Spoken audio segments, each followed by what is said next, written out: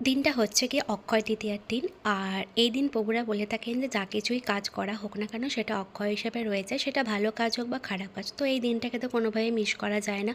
খুব ভোরবেলা ঘুম থেকে উঠলাম, জানলা খুলে দেখলাম যে তখনও অন্ধকার হয়েছে, এখনও সূর্যের আলো ফোটেনি। তখন বাজছিল 4:15।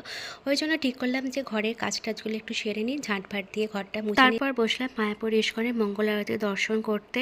তো আরতি শেষ হবার পরে বসলাম আমি এখানে জব করতে। জব কমপ্লিট করে তারপর চান টান করে ফ্রেশ হলাম। আর সকাল থেকে ভেবেছিলাম যে আজকে আমাদের এখানে যে ইস্কন আছে সেখানে যাব, কিন্তু এত প্রায় বৃষ্টি শুরু হলো, কিন্তু তারপরে ভগবানের এত কৃপা, বৃষ্টি থেমে গিয়ে রোদ উঠলো আর আমি এখানে সাজুগুজু করে বেরিয়ে পড়লাম ইস্কনের উদ্দেশ্যে। প্রথমে এসে ভগবানকে দর্শন করলাম, আর ভগবানকে আজকে এত সুন্দর লাগছিল। আজ থেকে যেহেতু চন্দন যাত্রা শুরু, তো ভগবানের সারা শরীরে চন্দন লেপন করেছিল। এটা হচ্ছে আমাদের ডোমজুরি ইস্কন মন্দির। তো এখানে ওপরে গীতার ক্লাস শোভন করে নিচে চলে আসলাম। এখানে সবাইকে প্রসাদ বিতরণ করা হচ্ছিলো, আমিও লাইনে দাঁড়িয়ে গিয়েছিলাম। আর এই হচ্ছে আজকে মহাপ্রসাদ ছিল, পরমান্ন ছিল, ভাত ডাল তরকারি সমস্ত কিছুই ছিল। তো ভগবানের মহাপ্রসাদ খাবার পরে আবার চলে আসলাম হচ্ছে ওপরে এসে একটু জব করলাম, তারপরে বেরিয়ে পড়লাম হচ্ছে বাড়ির উদ্দেশ্যে ভগবানকে দর্শন করে।